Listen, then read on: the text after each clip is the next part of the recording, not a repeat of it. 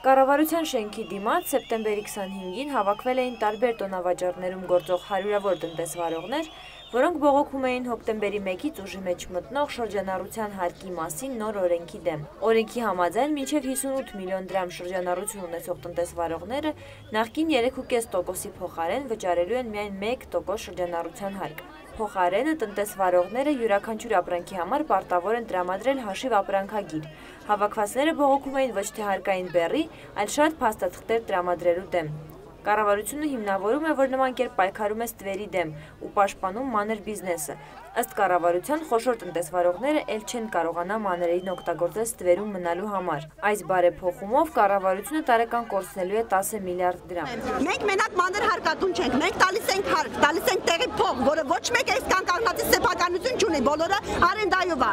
Տալիս ենք քաշի փող, տալիս ենք ապրանքի փող։ Ամենք իրար համենայն դեպս այնքան շատ է, որ եթե այդ փողը ես տանեմ իմ տունը հանգիստ կապրի։ Էլ չեմ ասում հարկերի ու վարկերի մասին, բոլորը ոսկիները բանկերում, տները գրավի տակ դրած, այդ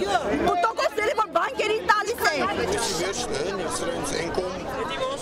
Սահմանում հասան հել է գնացեք Հայաստանից, ուրիշ ոչ մի բան։ Մենք էլի հարկերը ուծում ենք, նշի որ մենք այդ հարկերից փախնում ենք, բայց այդ իրանց փաստաթուղթը մենք պապկին դնենք թևներից տակ, հա, ամբողջ օրը ստեղից ընդ ոչ մեկս էլ այդ ուղեղը չունենք իրավաբանական խոսքի, ավարտած չենք։ Պետքանը մենք իրավաբան պահենք, մենք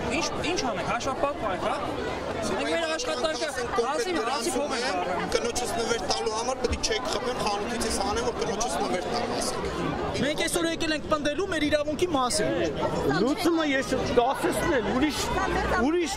ազգային ժողովուրդ նիստ են հրավիրում, ինչ են անում, պիտի կասեցնել, ուրիշ ճար չկա։ Բոլոր քաղաքակիրթ երկրներում մարդիկ խաղաղությամբ են ինչ-որ բանի հասնում։ Ծետ ու ջարդով էդի քարե դարը չի։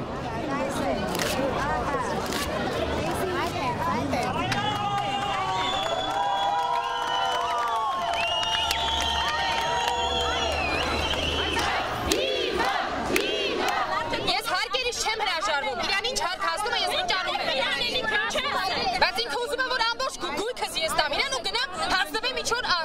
օտար երկրին։ Ես ինքս հայրենասեր մարդ եմ, բայց այսօր ես թքում եմ ես Հայաստանի վրա։ Միևնույն ժամանակ կառավարության շենքում տեղի էր ունենում կառավարության նիստ։ Ակցիայի մասնակիցները պահանջում էին վարչապետ Հովիկ Աբրահամյանից իջնել եւ խոսել իրենց հետ։ Որոշ ժամանակ անց հավաքվածներին մոտեցավ քաղաքացիների ընդունելության եւ դիմումների քննարկման վարչության պետ Ալեքսանդր Ղազարյանը։ Սկզբնական անհրաժեշտ մաքսիմալ մեթոդական աջակցություն ցուցաբերելու են ձեզ, որտեղ խնդիր եք տեսնելու հենց հարկային ծառայությունները այդ խնդիրը թող միջև վերջ ավարտեն, հա։ Հարկային ծառայությունը հենց ինքը այդ խնդիրները կբարձրացնի ձեր այդ աշխատելու ընթացքում մեթոդական աջակցություն ցուցաբերելու process-ում։ Կարող է խոչընդոտների ի հայտ գան, կարող է պրոբլեմատիկ բան լինի, կարող է ինչ-որ դերությունների ի հայտ գան։ Թող մի հատ մի զուգահեռ մի խոսի իմ հետ, թող մի չէ վերջ ավարտեն, թող ավարտեն, կլինի, բարձրացնել հարցեր կշտկվեն, դրա հետ մեկտեղ, ես բոլորին հայտարարեցի, որ կառավարության թեժգիծը բոլորին հասանելի է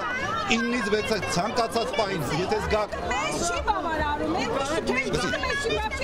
դուք անձամբ օրենքը չեք կարդացել։ Ժողովուրդ,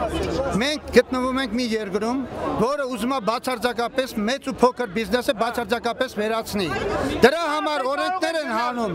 լսի, օրենքներ են հանում, որոնք իրոք դեմ են, բայց փաստացի իրանք մեզ հորդորում են, բացատրելով, որ այդ օրենքները փոքր միջին բիզնեսը բարձրացնելու համար, բարվոճելու համար է։ Հիմի բայց փաստացի դուրս է գալի մի հատ հասարակ հարց եմ տալի։ Մի ամենազարգացած երկրներում եւ ամենահետամնաց երկրներում փոքր եւ միջին բիզնեսը համարում է,